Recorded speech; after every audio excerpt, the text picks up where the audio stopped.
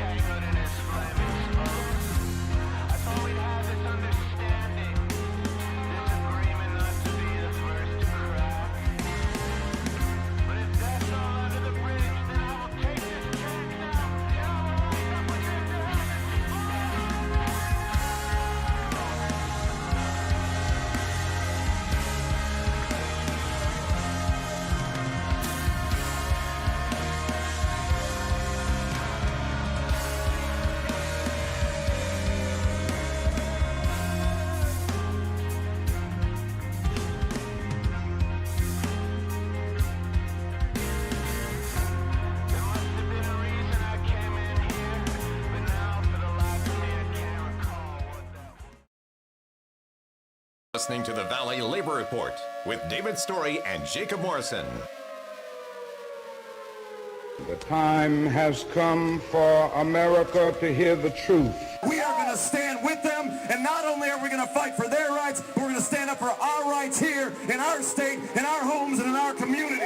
One day longer, one day stronger. One day longer, one day stronger. Because the future of labor's rights in the United States of America is not going to be decided in the courts. It's not going to be decided in Congress. It's not going to be decided on talk radio, and it sure is not going to be decided on Fox News. Solidarity forever. Solidarity forever. Solidarity forever. For the union makes us strong. Good morning, Tennessee Valley. This is the Valley Labor Report. My name is Jacob Morrison, here with my co-host and fellow agitator, David Story. It is Saturday, December 26th, 2020, and we're broadcasting live online and on the radio on WVNN in the Huntsville, Decatur, Athens listening area from Athens, Alabama. The recording of this program will play tomorrow, Sunday, December 27th, on the great WGOL in Russellville, Alabama. Today, we are coming to you commercial-free, courtesy of the Alabama AFL-CIO. If you want to give us a call, the number is 1-866-494-9866. Again, the phone number if you want to call in and chat with us on the final Saturday of the month, coming to you commercial-free, courtesy of the Alabama AFL-CIO, is 1-866-494-9866. We're going to have a party today. It's just going to be real casual. We're going to have on the Zoom line here in just a moment Nelson Giancaterino. I hope I'm pronouncing that right. It's a very Italian name. He's a host of the Dixieland of the Proletariat podcast, which y'all may have heard commercials for on the show. We're going to have some fun with him. And then at 10 a.m., we are bringing on some workers who were fired from vegan grocery store No Evil Foods in North Carolina, I believe it was. Going to be talking to them about their story, about how they were fired, and about how they won their case in front of the NLRB, the National Labor Relations Board. It's a story that the folks at Dixieland of the Proletariat have been following for a very long time, very closely. So we wanted to bring them on to chat with us us about it. Really exciting show, gonna be fun. And like if you want to chat with us about the situation, ask some questions about it or anything else. Again, the number is 1-866-494-9866. We really appreciate your time this week and every week. If you want to see what we're up to throughout the week, get our snide quips about the news of the day, then you should follow us on social media. We're on Facebook at facebook.com/The Valley Labor Report. We're on Twitter at Labor Reporters. I'm on Twitter at JacobM_AL. David is on Twitter at Radical Unionist. That's spelled RADICL Unionist.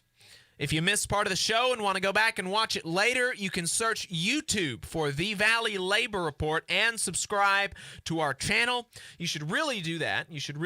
Help us get those subscriber numbers up there. Maybe eventually we'll be able to make some ad revenue on the YouTubes. That'd be great. You can go back and watch the full show there, and we clip segments and release them throughout the week as well. So you can get just if you don't want to listen to the whole show, but a topic sounds interesting, we release them by as it makes sense in little clips throughout the week. So really succinct kind of stuff there.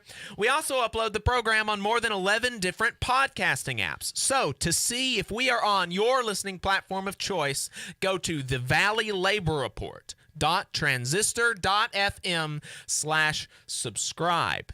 We also have a website, thevalleylaborreport.org. You can go there. We've got, our catalog of videos and stuff. May at some point have a way to contribute to us directly there instead of going through Patreon. Maybe have some articles at some point. And if you appreciate our work and want to help us stay on the air, the best way to do that right now is to support us on Patreon. You can give us a couple bucks a month there. It really goes a long way. That's patreon.com/The Valley Labor Report.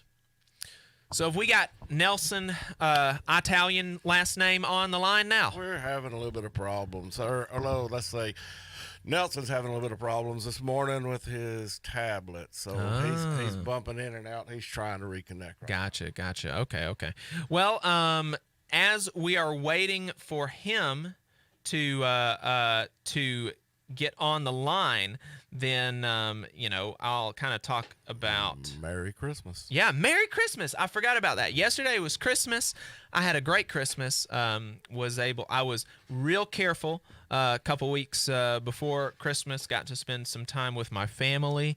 So that was good. Went back to my parents' house, spent the night with them on Christmas Eve. We the Morrisons do Christmas on Christmas Eve, actually. Yeah, we normally do as well. Okay. Yeah. So what'd you get for Christmas? The only ones. Well, I got myself this nice Lee Baines shirt. Lee Baines III and the Glory Fires. He is he's the front man for a rock band out of Birmingham, Alabama. Got myself this nice Lee Baines shirt. I got another Lee Baines shirt at the house and can't wear two at once, unfortunately. So maybe next week you'll get to see the next one. Got a couple albums from him. Got some coffee, some espresso beans. Yeah, you millennials and your highfalutin coffee. Yeah. Was it good? Have you tried the coffee yet? It was very good. Where'd you get it from? What's the brand? Ethical Bean Coffee. Oh, okay. Yeah. Okay. Yeah, my parents fair trade stuff. Well, ostensibly, my parents found it and saw it said ethical, and they're like, "Well, he's a hippy dippy kind of like No Evil Foods." Yeah, right. They was like, "Oh man, well that's a nice looking buzzword. I bet my liberal son is gonna like that." That kind of thing. It was real thoughtful of them. I appreciated it. Got some, got Super Smash Brothers for my Switch. Lord, so gonna be playing some video games later today. Gonna have a lot of fun. How long are you off for Christmas? I didn't take any vacation days, actually. I just got the holidays off, which our president, Donald Trump, signed an executive order giving us Christmas Eve off. made it a federal holiday. So thank you. Y'all didn't have Christmas Eve before? No, we didn't have Christmas. That's No. insane. So I found a lot of private or a lot of defense contractors, what they'll do is they will shift the minor holidays to Christmas and Christmas Eve and all that. That's what we do. So we get 10 holidays throughout the year, and we get all of the minor holidays. So Christmas Eve is not an official federal holiday. Yep. We get like Columbus Day off or something, So instead of that. Does the post office run on Christmas Eve? It does. It does. I didn't know that. It does, yeah. Learn something new every day. Yeah, we do the same thing, except for we that's why you get Veterans Day and all right. these days off. Yeah. We shift all of our minors over onto that's what Christmas. my mama works for a defense contractor, and that's what they do. They get Christmas Eve through New Year's Day off because they shift all of those minor holidays to the Christmas holiday. Cool. So what about you? What y'all get some good stuff? Yeah, I got a nice toolbox. Okay. I think. Well, did I show you? Yeah. You showed me. I needed a toolbox. My garage is a mess, as I guess most everybody in their 50s is a nightmare. Yeah. You've been to the garage. Yeah, I've been to your garage. I also. It is the catch-all from everything. Every man in the world knows. You come home every day, and your wife has got something else sitting in the garage floor. You walk in and you're like, what in the world is this? And it's something that she bought for the house a year ago, and now she's bought something else for the house, so we got to shift more to the garage, and that's kind of the way my garage is. But, yeah, it was a good Christmas other than, we stayed at home. My parents are fairly old. My daughter works, I work, so we just thought it best to do Christmas at the house and enjoy ourselves there. And it was a good Christmas. I'm sure my parents was probably miserable not having anybody over, but hey, let's give it a couple more months, get these vaccines going, and we'll be in good shape. Hopefully. Yeah, we ended up caving and going to my grandparents, but like I said, myself and my family, we've all been trying to be real careful. So we were able to see my grandparents. They got me a Stakeout gift card. Stakeout, that's my favorite restaurant. I love me some Stakeout. My wife likes Stakeout. I'm not a big steak fan, but she now loves see, I get the chicken, the Parmesan chicken. They've got this grilled chicken thing, and you put it's like a Parmesan kind of crust on it and 4 slices of bacon on top of that. Lord have mercy. It's good. It sounds good. It's good. Anytime you put bacon on something, man. it's Yeah. So Nelson's not going to be able to make it on? He said that here's the problem with working with you millennials. He said that his tablet's not charged up. Nobody ever prepares. Yeah, well, he said had to let my tablet charge. Can you not charge the tablet and do the Zoom thing at the same time? Apparently he was trying to, and it died about 2 minutes into. Hey, man. Well, you younger generation, there's no prepreparedness there. None whatsoever. So. He can't even correct my pronunciation. I was giving him a jab about having a real Italian last name, and he can't correct me now. Man, so I don't know. So nobody's ever going to know if I was getting it right. Who knows? Maybe he'll talk about it on his next podcast. Yeah, man. Yeah, but if y'all want to call in, tell us about your Christmas. 1-866-494-9866. Hey, Nelson, you could call in too. He's back. He's back. It's going to take a second for him to get in. Okay. Well, you know what? I just thought about that. We were doing the Zoom. The audio sounds better if you do it over Zoom, but there is a number. You can call in 1-866-494-9866, and if you, the listener, want to call in, tell us about your Christmas. Feel free to do that. 1-866-494-9866 is the number. So we got. He's trying to get in. He's trying to get in. It looks like his video's not started yet. Maybe his audio has. Yeah, and with no commercials today, we got a lot of space to fill. Yeah. And now it's quiet. He made it. Good morning, Nelson. Can you hear us, brother? We're not getting any audio off of you if you can hear us. Yeah, make sure you're doing the clicking thing to have your audio coming to us. Make sure you're having the right audio input, as they say. Yeah, so folks, if y'all want to give us a call, 1-866-494-9866 is the number. Oh, another thing that happened on Christmas is, if anybody's got AT&T, which David and I do, if you are a union member, you can get a good discount by going to AT&T instead of Verizon. So that's why. So I literally. Are you really going to drive people to AT&T? Yeah. Right Well. now? Yeah. Well, that's what. Well, I was just explaining why we have AT&T. I just switched to AT&T. I've had Verizon all my life. Just switched to AT&T like a month ago. And because of the discount that we get for being union members, which is a tremendous discount. It is a very good discount. It's a good discount. But my service has been out for now a hot minute.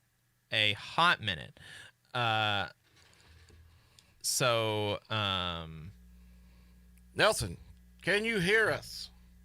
I'm sure you can hear us fine, but once again, we cannot hear you. Just call in. You're killing us. Yeah. Just call in. Call in. 1-866-494-9866. Just call in on your phone. 1-866-494-9866. And if you want to leave the video up, we can stream you on our live stream, and you can call in and we can pick up the audio that way. And I just sent it to you in a message too. Yeah. Well, I mean, look, it's the day after Christmas. Everybody's recovering. Yeah. I drank a little. I don't know if I can say that on there. Can I say moonshine on there? I guess so long as I don't say where I got it from. Yeah, I can say where. It was all completely above board and totally legal and nothing. Oh, man. So we got Nelson calling in now.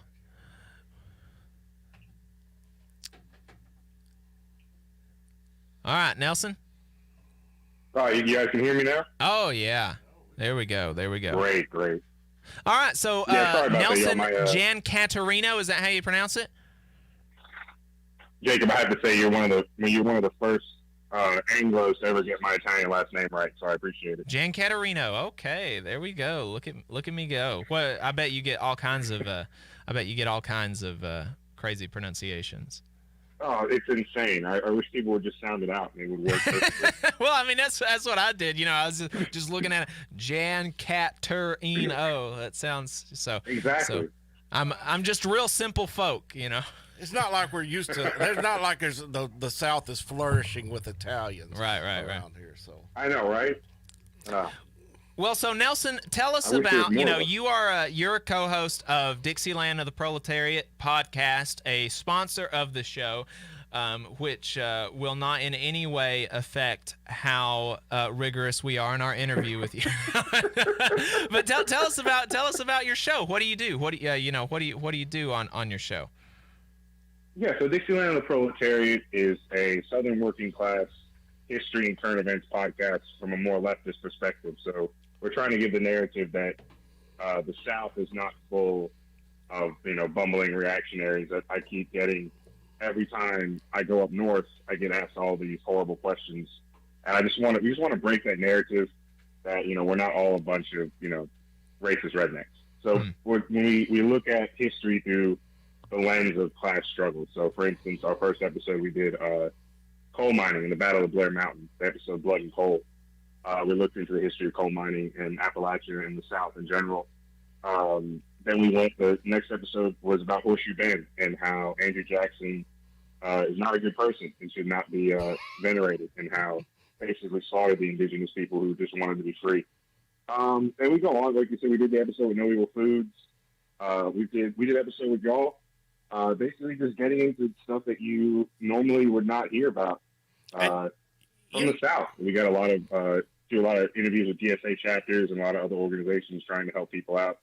We had a really good episode with the DSA chapter in Southwest Louisiana after they just got hit by back-to-back hurricanes, and how when the government basically fails to intervene and help people, how mutual aid groups like DSA and others came through and like got people food and water and tried to help them with electricity and help them with bills, and how everyone was just struggling, not just because of the hurricanes, because of the pandemic. So you amplified 1,000 times, like just exacerbated by all that.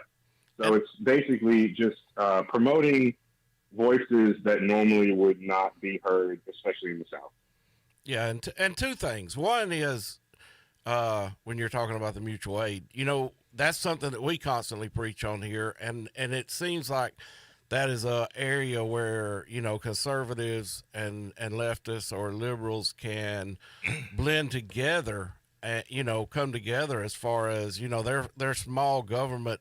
They say they're small government minded. Of course, they're providing subsidies to corporate corn farmers and to oil and everything else. So, but that's somewhere where we can come together and say, hey, let's do away with it. Let's do away with that. Let's work together on mutual aid and things like that. But your podcast, what initially drew me to your podcast was the topics that y'all cover are serious topics, but you do it in a way that still, it's absolutely dead serious. The free store was a one that I really enjoyed there in Birmingham. Yeah.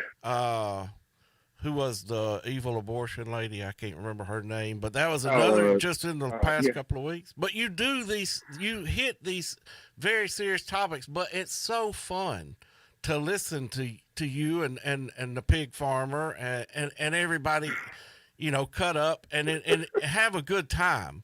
You can, in other words, you don't leave the podcast crying in despair, even though there's good reason to be.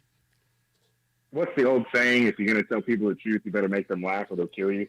So basically, we got to tell people the truth, but we also make them laugh because we don't try to shy away from where we are. We're in the belly of the beast if it comes to like this reactionary politics. So like we got to make people laugh and get people on like a common ground. I think one of the most common grounds, especially in the South, we could talk about is firearms because you go far left enough, you get your firearms back. You just prefer the Russian ones. But it's like, so when we had the SRA episode, we talked about we are against the liberal notion of gun control. We think that especially minority communities should be armed against reactionary forces. We're 100% for gun safety classes. I think one of the biggest failures of the NRA, especially around here, is that there is no safety classes. You can't. The NRA is supposed to sponsor these programs to help people understand how to use firearm safety, and they don't. So that's when other groups hopefully step up and do that. We just, we also promote, equality. We promote safety. We promote mutual aid. It's just one of those things. Like it's not just about firearms when it comes to leftist spaces. It's about they're just a tool. We don't want to go out and shoot people. That's a horrible thing. That's a disgusting thing. No one wants violence. But when it comes to self-defense, we definitely promote the Second Amendment. I mean, like that's something that I think that could bridge like the left and the right. And you have to. It's in the Constitution. It's one of those things that we will stand side by side. I mean, we might disagree. I mean, I disagree with a lot of conservatives in my family, diehard Trump supporters. That we disagree on a lot of things. But I'm just like, let's go shooting, and then let's go shooting, and then we talk about things, and you really kind of break it down where there's not a lot of differences. It's like a lot of people are just afraid of just what's going on. You try to like plug certain things and get them thinking a certain way. It's like with what you just talked about, mutual aid. I mean, mutual aid doesn't have to have a political notion behind it. No, it shouldn't. It should not at all. One of the biggest mutual aid things you can think of is after church when you all get together and eat. Like the congregation comes together and everyone brought like a potluck. That's mutual aid. You're feeding people who for free that normally would not eat. Food banks and food kitchens and things like that. That's also mutual aid, and the government doesn't do it. So it doesn't have to have a political ideology behind it. It's just about helping people. I think people get wrapped up in terms and they get afraid, and you just got to break those down. Well, that's one thing, and talking about the mutual aid, talking about the, our absolute adamant hatred for the Second Amendment attacks from liberals. That is one thing that constantly happens, and especially on talk radio, especially on Fox News. but politics in general does their absolute best to divide us and to try to create wedge issues where there are none. And people listen to this horse crap all day long on this station in general. And they buy into it that we're so different, the radical left. And the fact is, there's not a whole lot of difference in us and them. Yeah, well, one of the biggest and kind of most clear cut, especially at this time of year, is the so-called war on Christmas. Like yesterday, I don't know about you, Nelson, but there was a whole lot of lefty folks wishing people a Merry Christmas. And I was taught to believe that that liberal folks and left-wing folks hated Christmas and they didn't want me to have a good Christmas, and they didn't, and so I was real confused, yesterday when I seen all these people wishing me a Merry Christmas, and because it's a completely manufactured thing. Like, there's nobody out there that is like, I don't want anyone to have a good time and celebrate Christmas. Like, that's not a thing. That doesn't happen.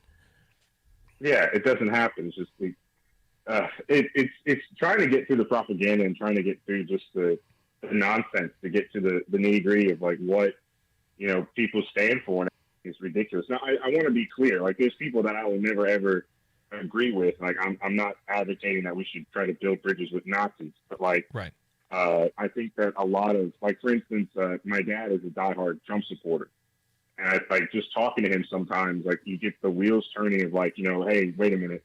Like, I see that look in his eye. Like, hey, you just made a good point, but like, I never thought of it that way before. And we've had people listen to the show that was like that were either Democrats or like Republicans. I had one friend down in South Alabama. He voted for Trump in 2016, and he considered himself a quote unquote libertarian. But after listening to the podcast, he's now like more towards the left and 100% pro union. So I'm just like, oh, it's great. So I think that people just need to take a step back and listen. Obviously, there's going to be people that just never going to agree on anything. And I would want to agree with them on anything, but I think the majority of people everyone just needs to listen and stop yelling at each other. Yeah. Well, and here's the thing: is they need to listen to people. Right. That is the biggest. That's the biggest thing.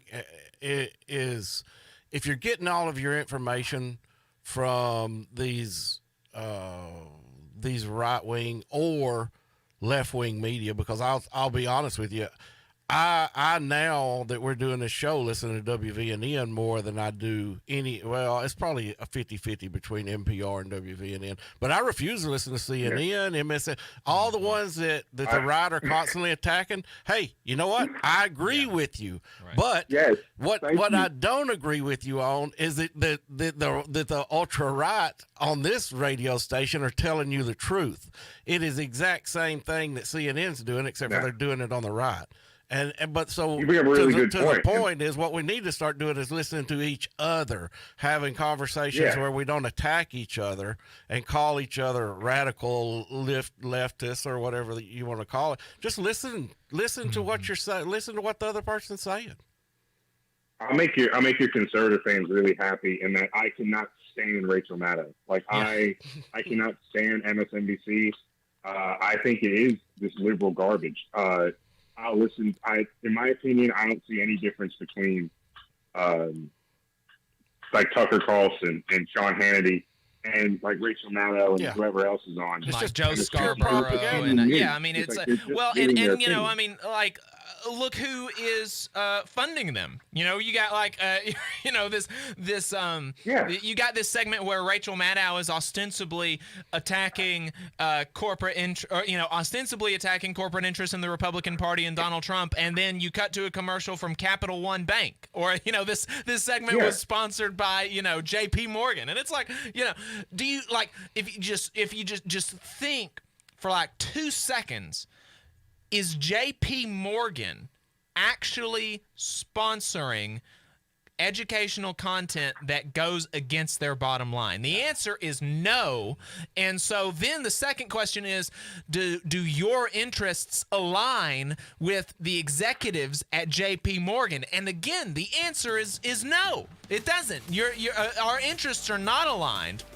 at all. And we need to recognize that, and we need to recognize, who is funding who and follow the money, so to speak. We're going to have more with Nelson from Dixieland of the Proletariat podcast and some of the No Evil food workers.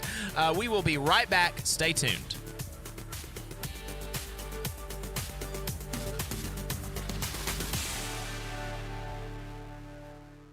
Huntsville's #1 news, talk, and weather station. WVNN Athens. WVNN FM Trinity. A Cumulus station. It's 10 o'clock. From ABC News, I'm Brian Clark. 6 Nashville police officers are being praised for evacuating people from the area around an RV yesterday morning, shortly before that RV exploded.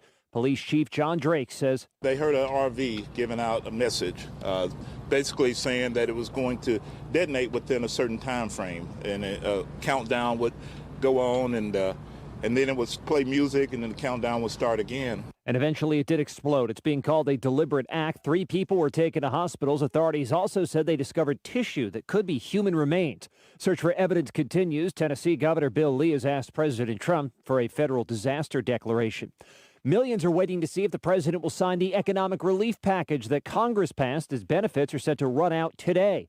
Presidents in South Florida, says ABC's Rachel Scott. The president now has the bill in his hands. Here are his options. He could sign it or he could veto it. That could force lawmakers back to Washington to try and override the president. But if he does nothing over the course of the next several days, the bill will expire, and then it will be up to the next Congress to try and do this all over again and pass another stimulus package to get relief to the American people. President's calling for greater direct payments to American people, something that was blocked by Republicans in Congress. TSA says it screened over 7 million air travelers in the last week. That's more than at any other point in the pandemic. Coronavirus case numbers are soaring. Hospitalizations are hovering around 120,000 people. ABC medical contributor Dr. Darian Sutton says much of the pandemic right now comes down to personal behavior. COVID-19 loves indoor gatherings and social gatherings as much as they do. So I would urge people to reconsider indoor gatherings and unnecessary travel. We want to make smart decisions now so that we have something to look forward to and celebrate in the future. Federal judge said the planned execution of a death row inmate can't be scheduled before January 1st. That could put the date into President-elect Biden's term. He said he's against the death penalty. You're listening to ABC News.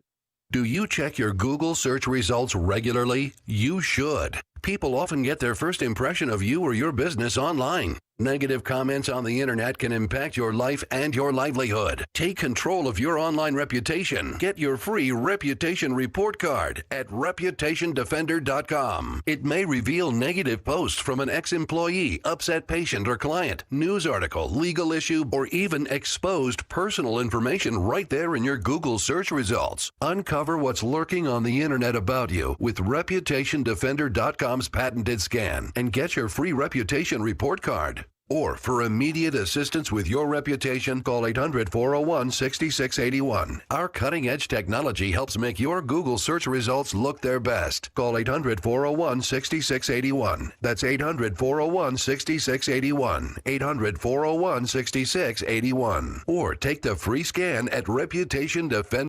News Talk 770 AM, 92.5 FM, WVNN.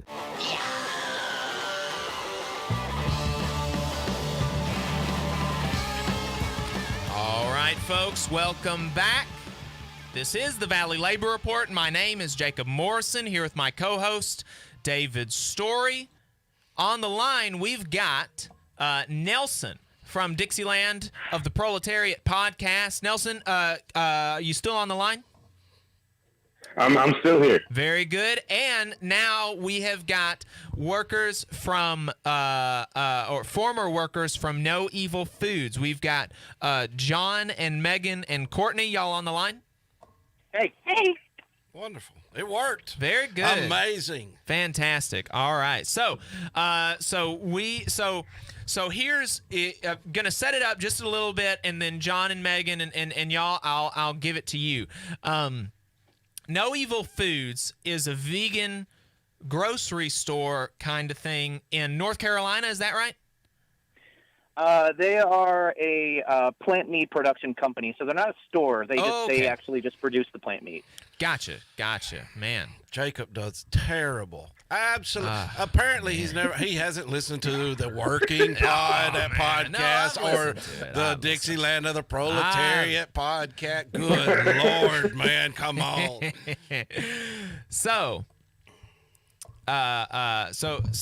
they work. Y'all worked there, and y'all wanted to, form a union, and y'all were basically fired for your organizing. So start off with, tell us about No Evil Foods and like what is their deal? What is No Evil Foods, and how do they present themselves to the public? Yeah, either one can go. So essentially, No Evil Foods, they market themselves as though they're this super lefty, progressive, socialist company. They have product names like Comrade Cluck and, up until recently, El Zapatista Chorizo. They basically market themselves as these far lefty, progressive, anti-pollution, revolutionary. Yeah, they even describe themselves as revolutionaries. Revolutionary leaders in the new food movement, as far as being plant-based. And it just doesn't really match up with what we actually experienced working there. Right. And to set the stage, basically what the entire thing was surrounding was, y'all went to work at No Evil Foods because it's vegetarian. It's they present a good front, seeming to help the environment, seeming to provide more healthy foods, things like that. But then as you started working there, from what I've heard listening to Working Peoples and to Dixieland, we got into the pandemic.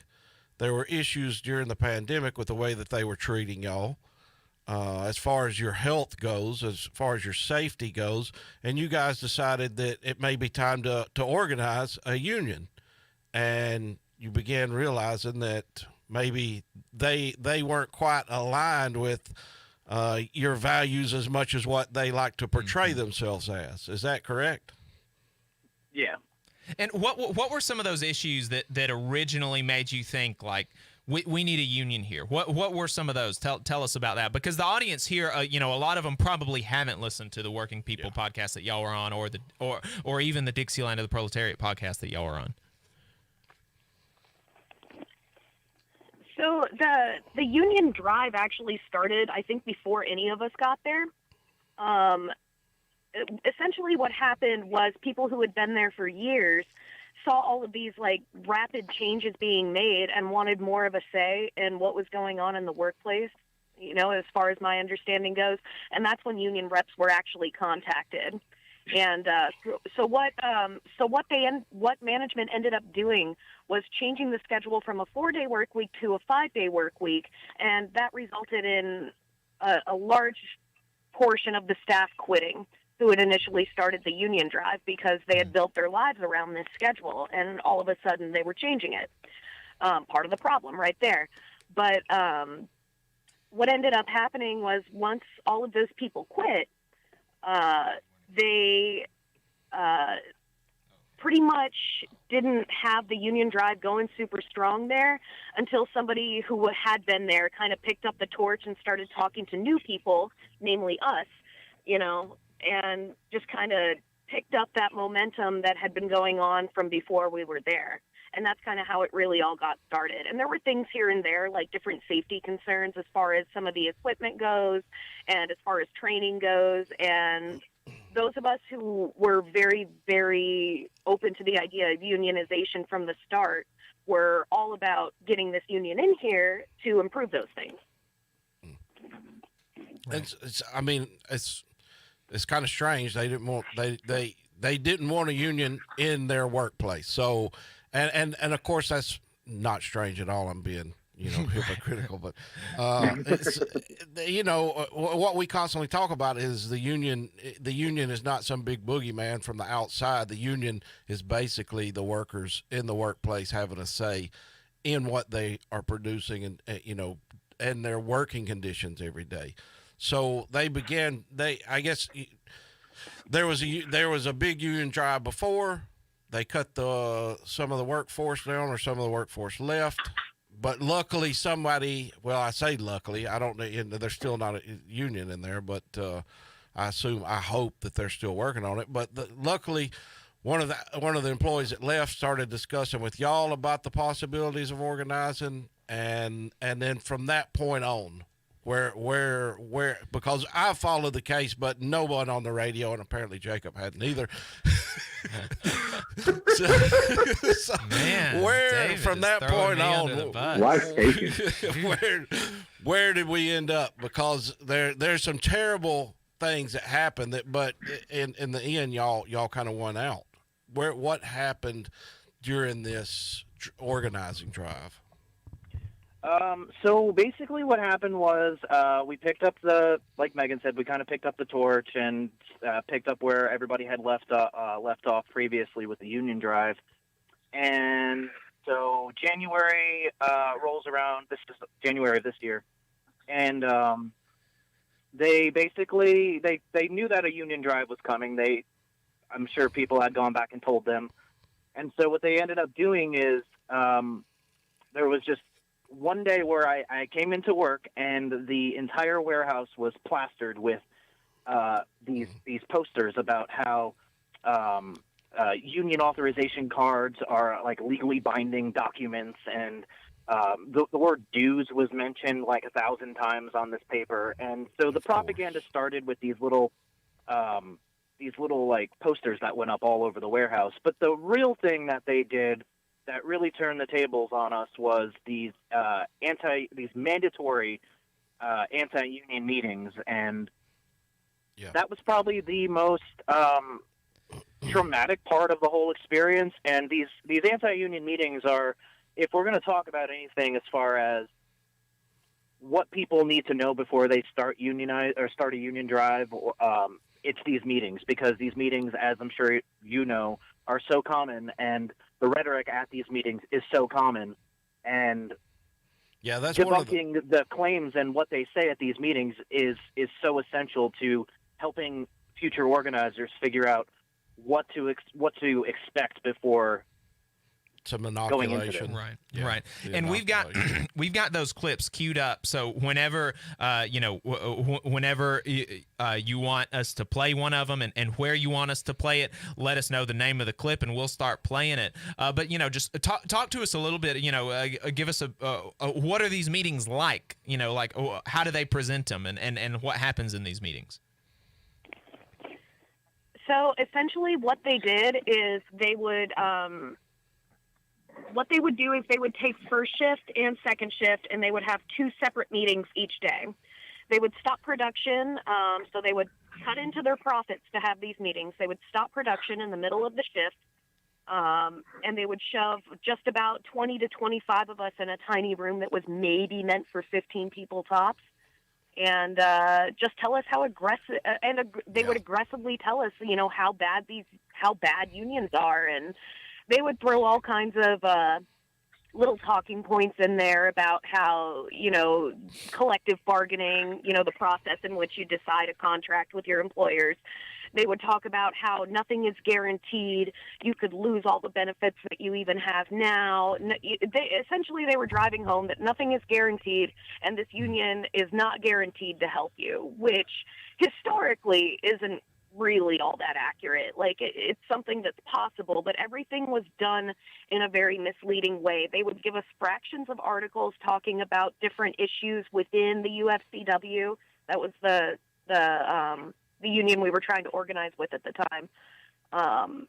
They would say, oh, look at them. They had all these embezzlement issues, not really explaining that these people were held accountable, different things like that. They played up on fears of sexual harassment, saying, oh, well, the union, they don't have to take any cause that they don't want. And it was just a lot of gaslighting the entire time. Right, right. And, that's not even to discount the fact that there are, unions, like I said, people, a lot of people know that I'm a big union advocate, like in my personal life.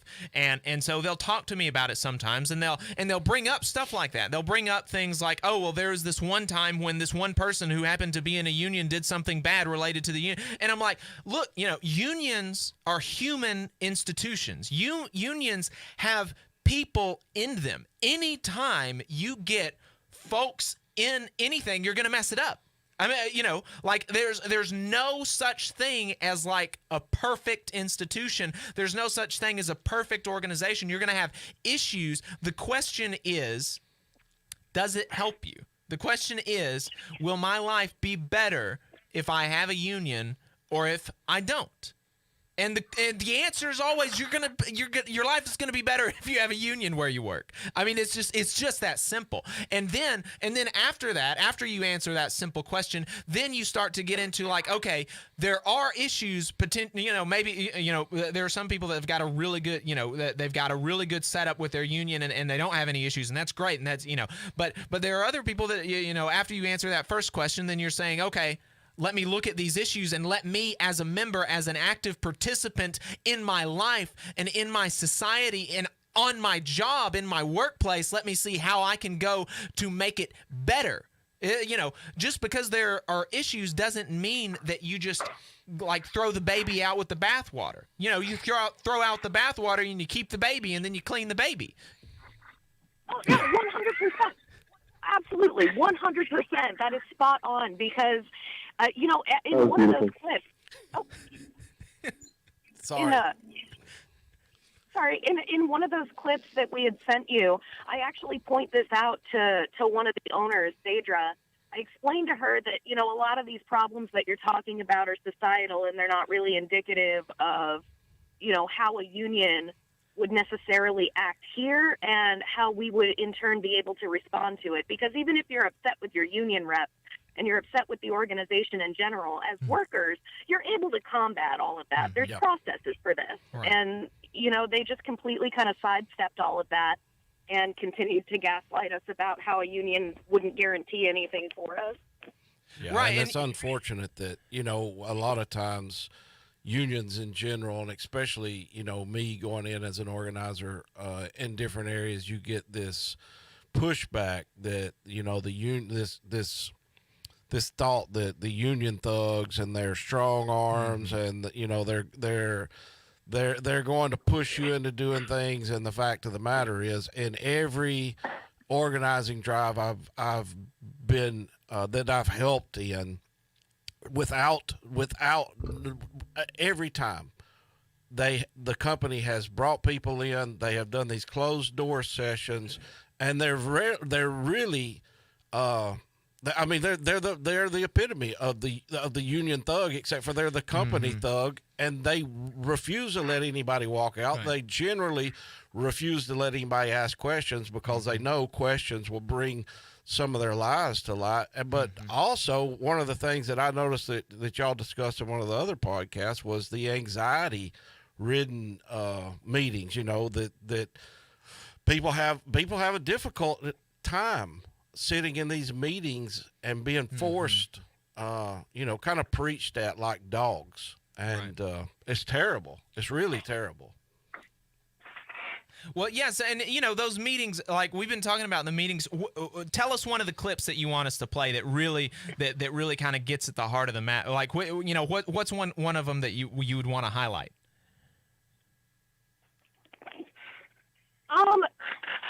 I'm just not sure how it's labeled. It's the one with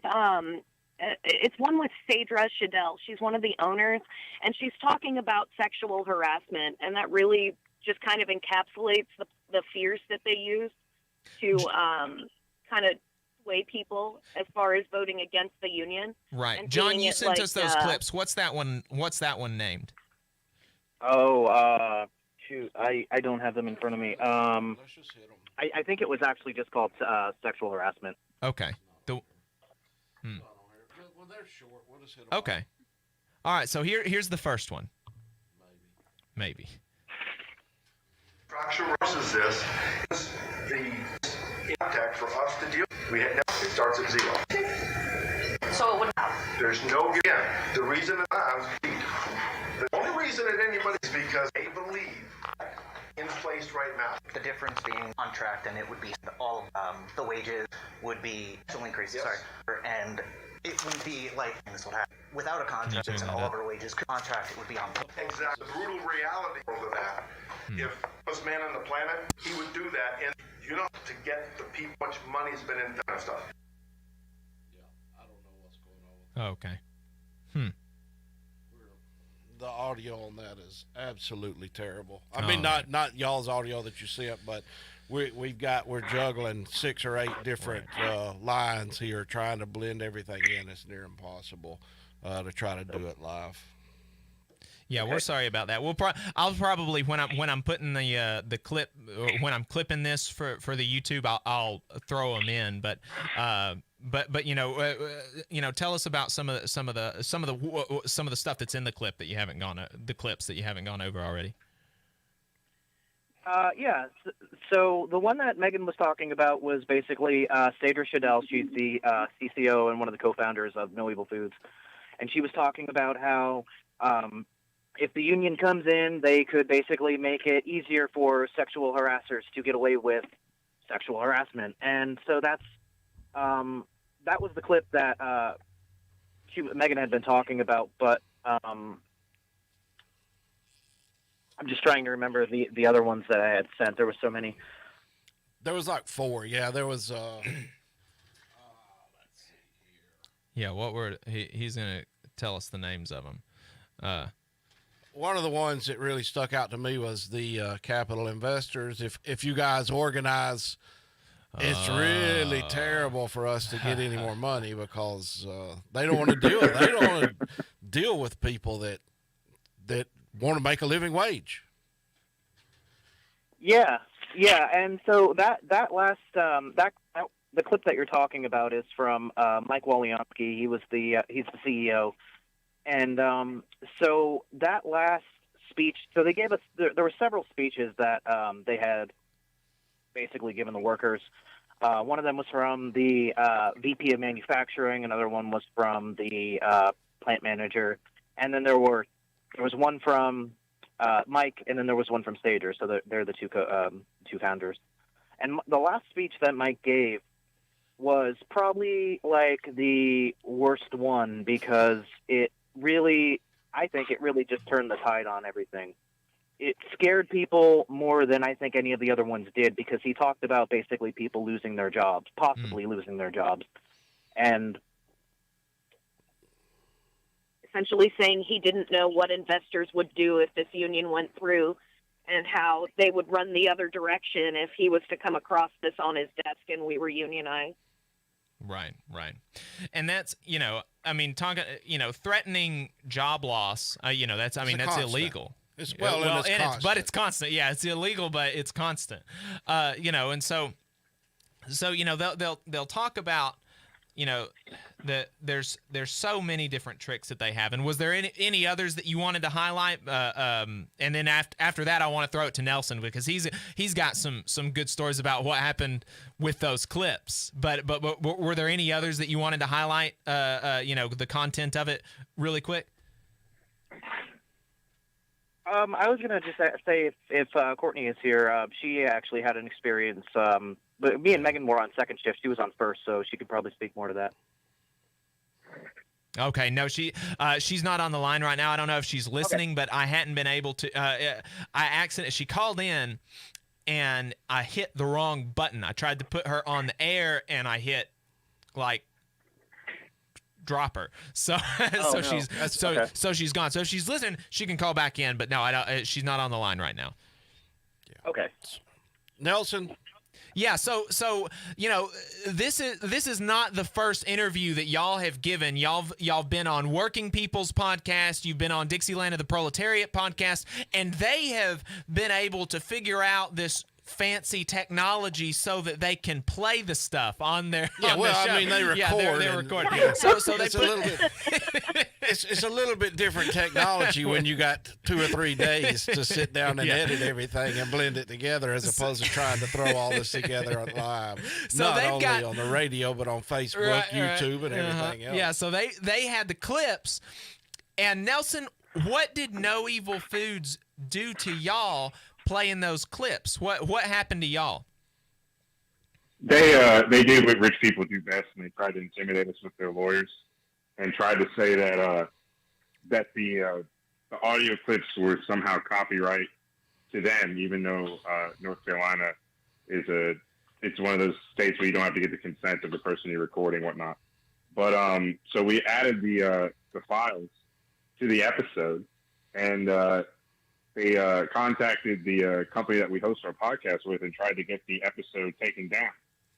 And They luckily, did get it taken down. They Didn't were they? not. Well, I know on Working People's Pod they got it taken down. Maybe on yours, yours somehow slipped under the rug. I think that so the first time we host with Libsyn, so they contacted Libsyn, and with Libsyn, thank goodness you talked to an actual real person. So we were able to get up with them. Like, it was a coordinated effort. I podcast the people, the guys we're talking to now from No Evil Foods, like in Working People's Pod, like a number of people came together, and we were like, look, this is ridiculous. We wrote them, and we told them, like, everything. The message the guy at Libsyn was like, hey, this is frivolous, this is stupid, etc.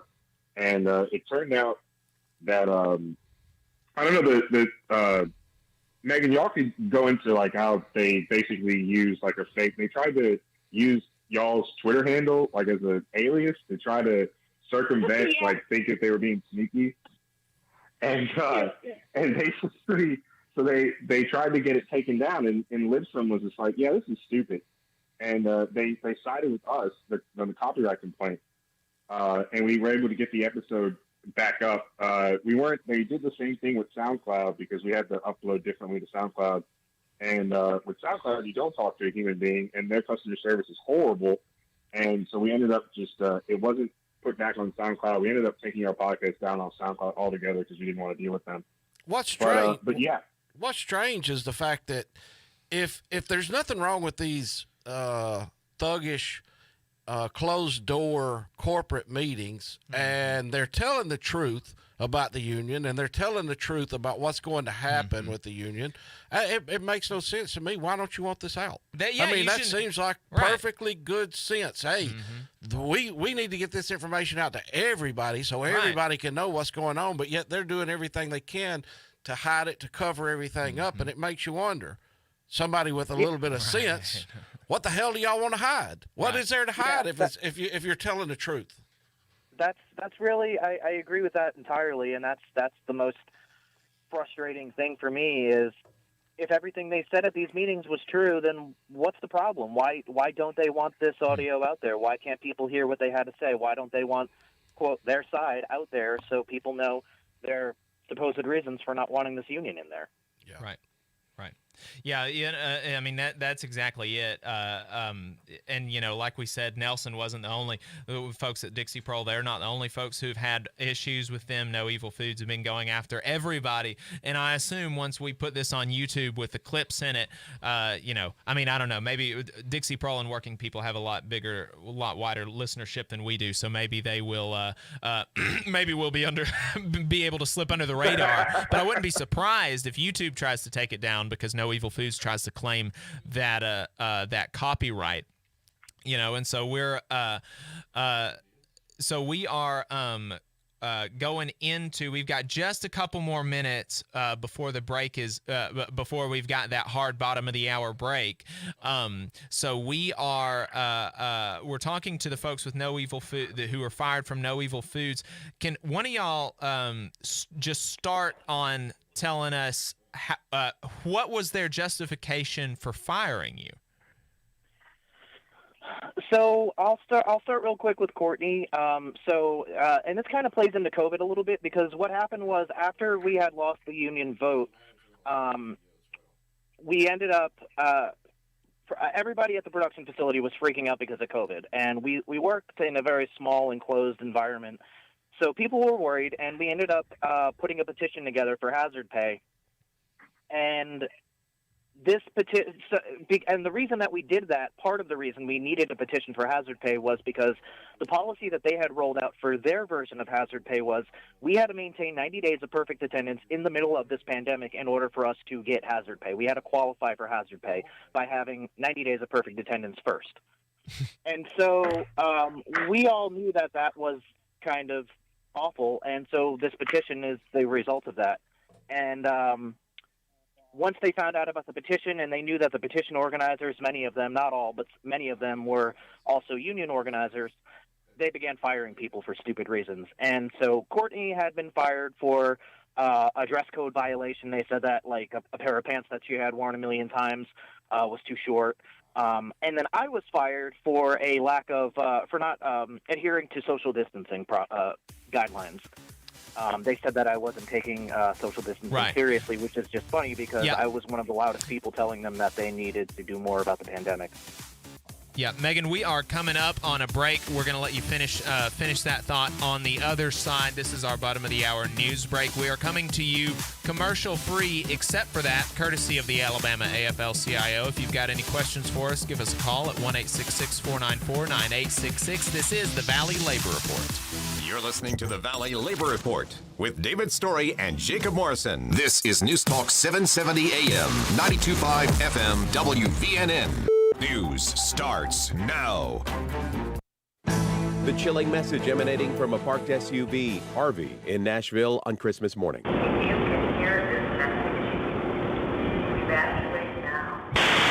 And then there, the explosion ripping apart a downtown street, injuring at least 3 people, and law enforcement sources now telling ABC News human remains have been found. The city's mayor says many lives were saved by the hero officers who rushed in to clear the area. The FBI now in charge of the investigation. Millions of out-of-work Americans will lose their unemployment benefits today if the new $900 billion pandemic relief package is not signed. It passed with overwhelming bipartisan support, that bill on the president's desk in Florida. If the president continues to hold off, the government could shut down. A grim prediction in the fight against coronavirus. The CDC expecting the nation's death toll to surpass 400,000 next month. Confirmed cases in the U.S. topping over 18 million as we near 120,000 hospitalizations. Dave Packer, ABC News. WVNN. You call the principal J-Rig, answer up. You call the forest, answer up. You call the principal J-Rig, answer up. You call the fire. You call yourself a good old boy. All right, welcome back, folks. You're listening to the Valley Labor Report with David Story and Jacob Morrison. I was on the line with a disgruntled caller in the break, so I'm not 100% positive where we left off at. Jacob, you want to take it away? Yeah, and you'll have to tell us about I was curious to hear about that caller, so we'll. That's the only bad thing. Well, it's not the only bad thing. It's one of the bad things about broadcasting on a conservative radio show is there's a lot of crazy conservatives out there. I mean, literally. Well, yeah. So we were where we left off. We were, I think Megan was her name. She was telling us about, what their justification was for her being fired. And Megan and John, they were both fired from No Evil Foods for organizing, obviously, and jumping a bit ahead, but they won the case in front of the labor board. So that they have been vindicated in that they were fired for organizing, but we were going over how the company justified it, because obviously they didn't say that it was for organizing. They said it was for something else. So we were going over that. So finish your thought. So Megan here, I actually was not fired. It was John and Courtney that were both fired for their organizing efforts. With Courtney, they basically said that she was violating the dress code over a pair of pants that she had worn multiple times to work without any issues.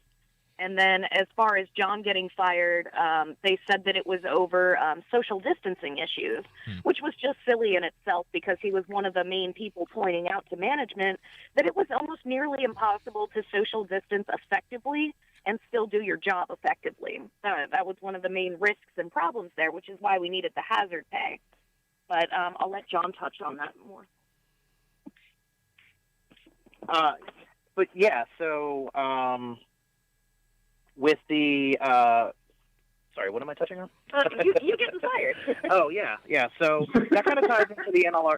That kind of ties into the NLRB case because me and Courtney both filed NLRB charges after we were fired, and they were over violations of the NLRA.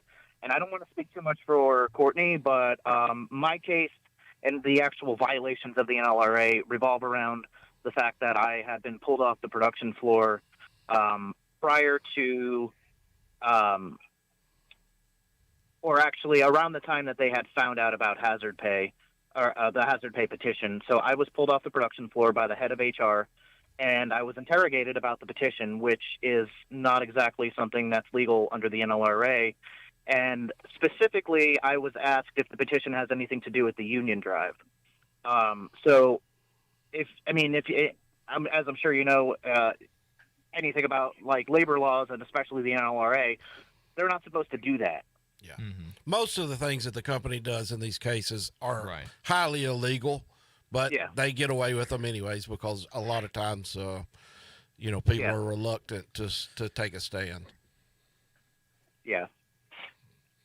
Right. Yeah. So so what was the process? What was that process like? Because I've never, I'm a very big union advocate and I'm very active in the union, but I've never actually gone through a case in front of the labor board. So talk to us about what that was like. You told us what the violation was. What was it like, kind of like filing that that complaint and going, and I'm assuming there were like hearings or things like that. Walk us through that process and what it was like and what the outcome ended up being. Sure. That's a really good question. So the process itself, and before I had actually, because I had thought about it after I was fired, and I was like, okay, now what do I do? And it was especially frustrating for me because I had actually moved to North Carolina to take this job specifically. And so I was sort of like, after I was fired, I was kind of like, stunned in a way. And then as I thought about it, I was sort of hesitant to even file with the NLRB because knowing what I know about the NLRB, and especially over the last few years as it's become increasingly less powerful, I didn't have a lot of faith in actually filing the charge. But I just said, okay, well, what's the worst that could happen? And I just I went with it. And so the process itself starts where you call the NLRB and then you can call or you can do it online too. You can file online as well. And I had actually filed online, but after you file or you call them, they call you back and you basically get hooked up with an NLRB investigator. And then this person basically listens to your case. They ask you a lot of questions, and then they ask you if you have any supporting evidence, and if you do, you can submit it through their website, and it just kind of goes from there. And they also do have, and this was kind of surprising to me, they do apparently have subpoena power, which means if your employer or people that you worked with are kind of hesitant or don't really know if they want to talk, the NLRB can kind of persuade them to talk, which is good, especially if you have the truth on your side, and I did, fortunately. So that kind of led to me winning the case, and that was really surprising for me. I didn't expect to actually win. And when I say win, what I mean by that is it didn't actually go to court. We never actually went in front of a judge.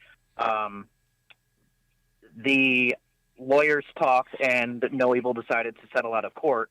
And I think the reason they did that is because they knew that they would have lost if they went to court.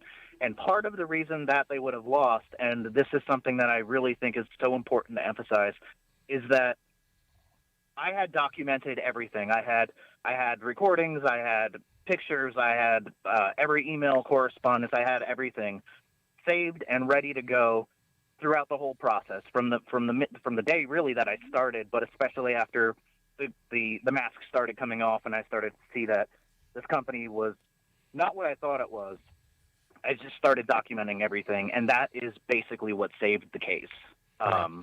Having everything saved and able to send them, and not having to remember anything because it was everything that had happened to me. You know, like if you have the truth on your side, you don't have to really remember a whole lot. You just have to speak what happened, you know, and it's a very easy thing to do.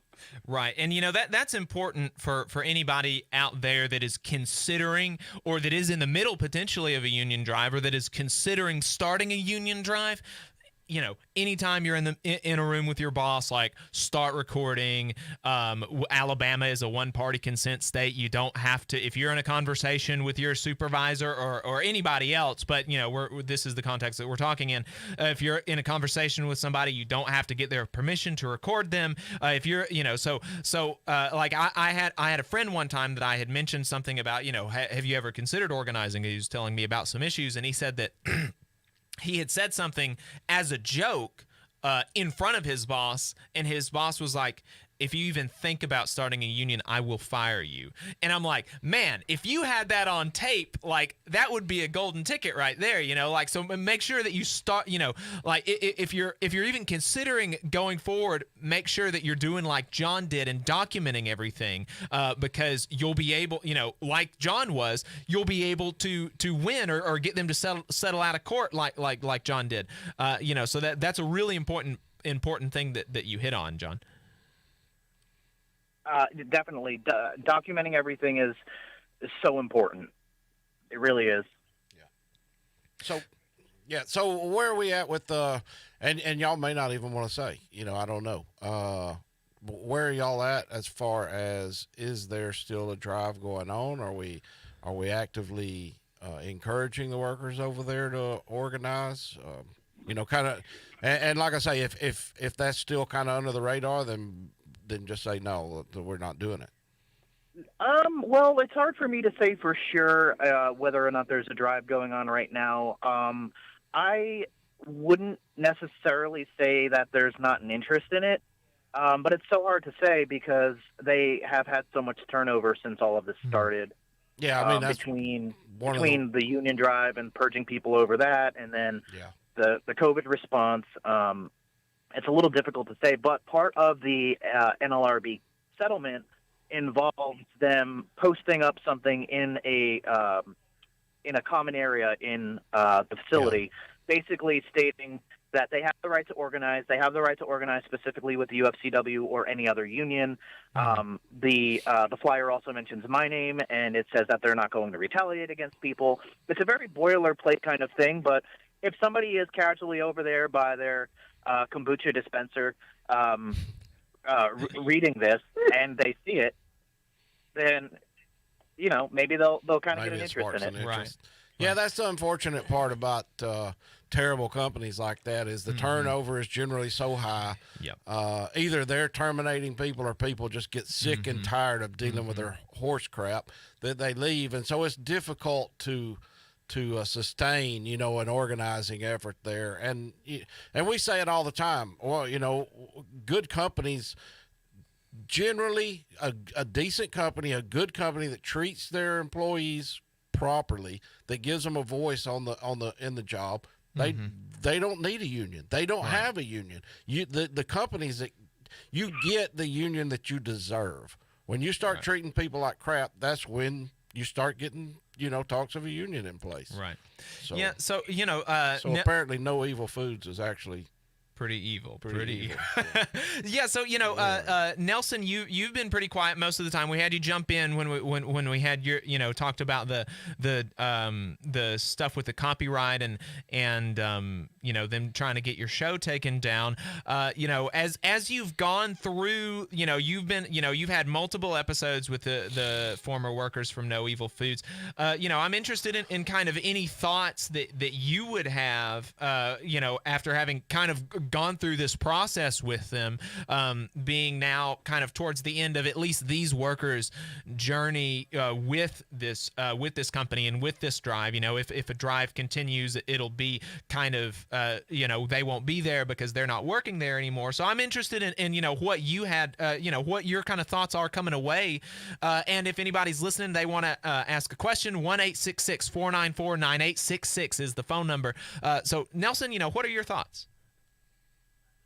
I thought the entire thing, first off, I want to say to John and Megan and Courtney, y'all are extremely brave for doing this. They like to say that our generation is lazy and entitled and whatnot, but y'all really took on a giant. I didn't know that they were funded by venture capitalists until later on, so y'all really took on like a giant and held your ground and did something great. And I've never worked for a company that had a union. I've never been a union member, et cetera.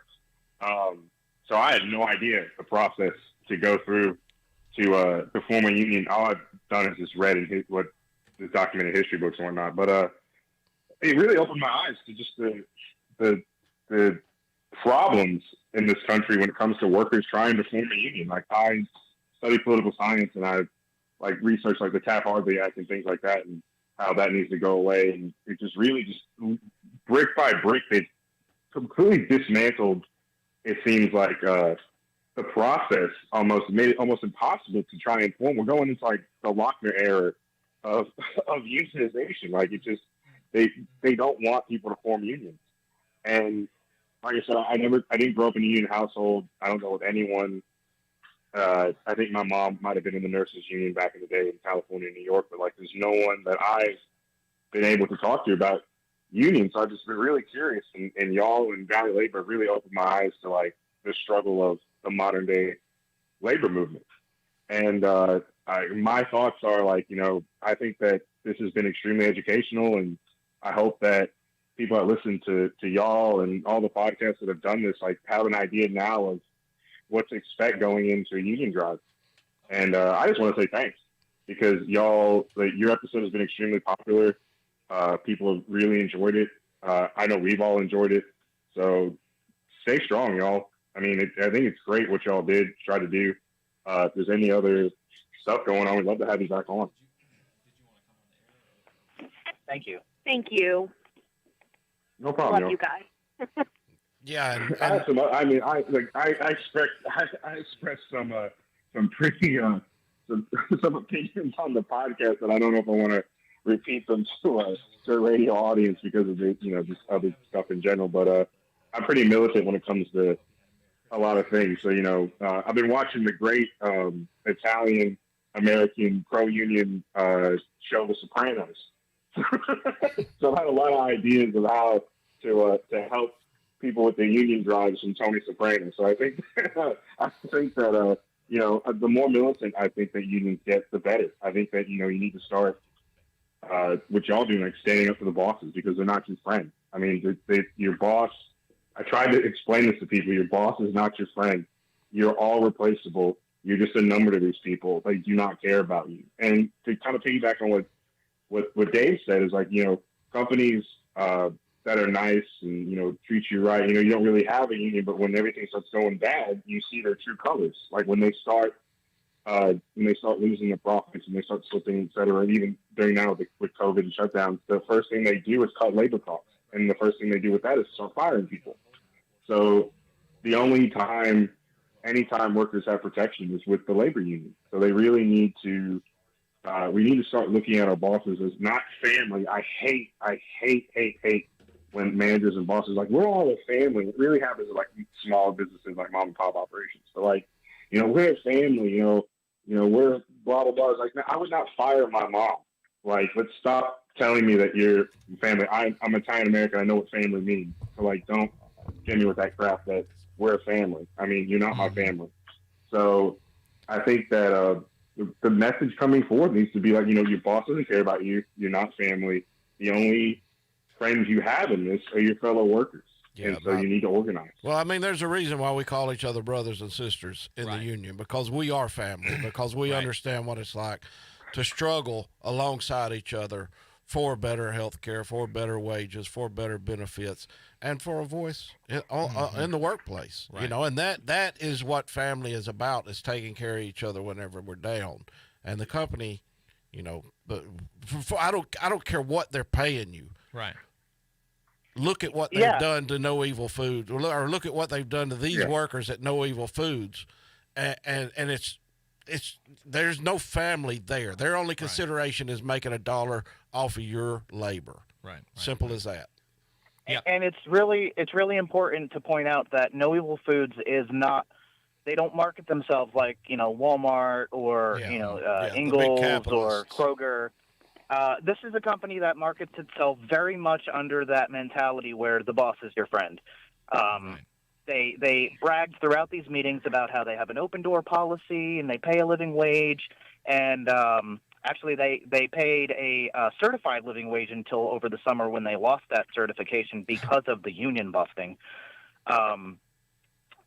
But they really stressed that, and they talked about how they had a family meal once a week, and they used that word. It was a family meal. That's how they phrased it. And there were free snacks in the break room, and they, like I said, they now have a kombucha dispenser. They got all this fancy stuff, and they make it really sound like you're part of this family, but you're also part of this family that is very expendable. And if a company that can brand themselves like this can do this to their workers and treat them this expendable, then you had better bet that the company that you work for that doesn't market themselves like this is definitely going to treat you like this. Yep, that's exactly right, and that was a good place to that's a good kind of bow on it. We had a caller, Dave Lehive is the David. What is he's a brother of David's in the Machinists Union. What is Dave's position in the Machinists Union? Dave is the communications director for IAM District 141, which oversees a lot of the aerospace industry as far as transportation, the stewards and stewardess. I don't know what they call it. I'm not in that industry, but he's basically the communications director for 141. He does an absolutely amazing job. He does a great job, and he's been really he's been listening to the show every week and commenting and sharing, and we appreciate his support and helping us out. And he had a comment that I thought was that I thought was good and important and relevant. So Dave, you're on the line. What was it that you wanted to add to the conversation here? Well, first off, I just want to wish you guys a Merry Christmas. Merry Christmas, brother. And you guys do a fantastic job on the show. The reason why I was calling was, with all the conversation today, I think one of the important parts of organizing is we're missing the part of the National Labor Relations Board. We want to make sure that we have the right people in there that will listen to our needs and concerns while we go into these organizing campaigns. Yeah, and that's something I was going to point that out earlier on, but there was so much conversation going on, and one of the things that they mentioned was the fact that he didn't think that he would would be able to win a case through the NLRB, and the reason that is because the NLRB is appointed by the president, and unfortunately, the president has appointed a bunch of corporate whores on the NLRB to basically knock down everything that any workers bring before them, and part of taking the bad thing is the NLRB was set up for the express intent of protecting workers' rights. Right. And we've got corporate lawyers serving on the board that could care less about the workers' rights. So to your point, you're absolutely correct. The only way we're ever going to get any favorable cases back at the NLRB is to get somebody in there that actually cares about workers and not about maintaining corporate power, corporate status. And, talking about the NLRB, we had a really good interview with Jacobin contributing editor Paul Prescott about the NLRB and about some of their really anti-worker decisions that they have come out with under the Trump administration. It's a really great. Paul does a good job. He did a similar interview on some other shows, but you can go and find that on our YouTube channel as well if you want to learn more about the function of the NLRB and some of the extremely kind of bad cases that the bad precedents that they've set under the Trump administration as well. It's important to it's important to know and important, like Dave said, to understand, like Dave and David said, to understand who appoints the NLRB NLRB and it's the president, and you're not going to get worker-friendly NLRB folks under a Trump administration. Well, I mean, not that you're not going to. We haven't. Right. Yeah, I mean, we can see. You know, you can go back and watch that interview and see, see the results. Like, it's not like David said, it's not like will it or won't it be? It's like, okay, we've ran the experiment and we've got the results, and they're bad for workers. Yeah. Right, absolutely. I'm off the airline. I'm off the airline sector, and we operate under a whole different bunch of labor rules, and we still, even when I was organizing way back when, still had trouble trying to get a union on a property. And I really feel for the workers that are out there that are trying to organize their company. It's a tough struggle, but it's a worthwhile struggle. I mean, I've been a union member for well over 20 years now. And it's the best thing that I ever did. I know it's the best thing our members ever did was to get themselves union representation. So I commend those that are actually fighting for the right thing, and that's getting a union shop on the property. Yeah. Thanks for calling in, brother. Is there anything else you wanted to say, brother? No, I do appreciate what you guys are doing. I think it's great that you guys are down there informing people in the South about the positive side of unions, and keep doing what you're doing. I think you guys are getting a great following out there, and you're getting people that are tuning in and starting to hear the facts and understanding that unions are a good thing, and they can help the workers. And just keep working, because I think we're going to turn this country around, and it's going to be labor unions that are going to be able to do it. You're right. So absolutely. Thanks again, guys. I appreciate it. You guys have a great day. Okay. Thanks. Yeah. Thanks, Brother Dave. Have a happy New Year. Yep. You too now. Bye-bye. Now, one of y'all, I think from No Evil Foods, I think y'all was about to jump in and say something. Uh-oh.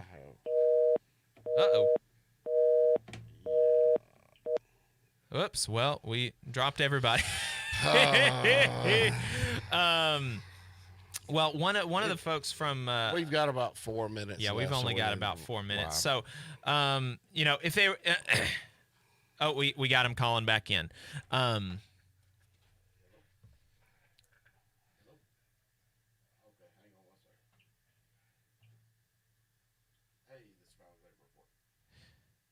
Yeah, it's that. Sorry, John. I disconnected y'all trying to get rid of Okay. Yep, so we're about to put them back on the air, and now they are on the air. Okay. Hey, sorry about that. Oh, no, that was our fault. So what was y'all about to one of y'all was about to interject and say something. So what was that, and for kind of y'all's final thoughts got about, there? 3 minutes left. Yep, I just wanted to say that what the caller was saying about the NLRB is so true, and that was what was the most surprising thing for me, is that going into it, I didn't think that we would have a victory, especially under the Trump NLRB, but we did, and that kind of speaks to how badly they messed up, or No Evil Foods messed up, and how overwhelming the evidence was against them. Mm-hmm. Yeah, well, what you see, and not to get too far in the weeds, but the Trump appointees are at the national level, and so what you see is at the regional levels, like where you were initially filed a report, they are still worker friendly, and it's the same way here in Birmingham.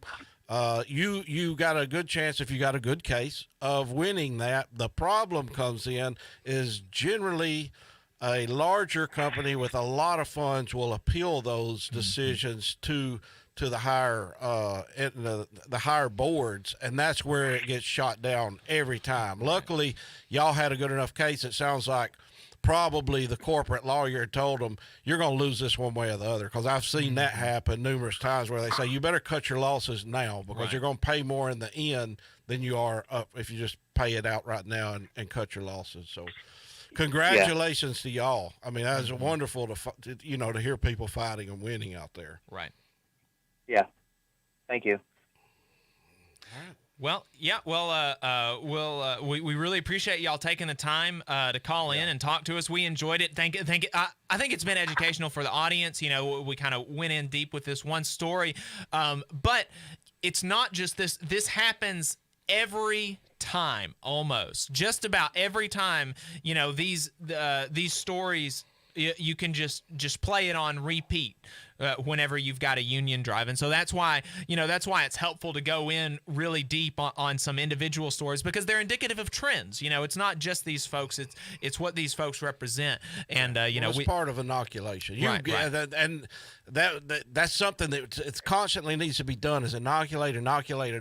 Tell people what they're going to expect going in, because it's brutal. Right, yeah, because it is brutal, and that's important. Inoculation. That's like what a vaccine does. People talking about vaccines a lot. It inoculates you against the disease so that your body is ready to fight it. What we're doing, and what these clips are going to do. Make sure you're following us on YouTube so you can hear the clips when we put this out on YouTube. But if you are doing a union drive and you've never heard some of the vicious anti-union, anti-worker stuff that your boss will be willing to do, you might get scared and you might think, oh, maybe they're right. So that's why we want to educate you and show you up front what the boss is going to do, so that you know what to expect, so that you see the lies before they tell it to you, and you know that they're lies when you hear it. And that's why stuff like this is so important. That's why we are so appreciative to the folks at No Evil Foods for talking to us. We appreciate folks like Nelson and Max on other podcasts doing this educational work as well. So we really enjoyed the conversation today. Folks, make sure you tune in next week. Make sure you're following us online, and we will see you next week with the Valley Labor Report.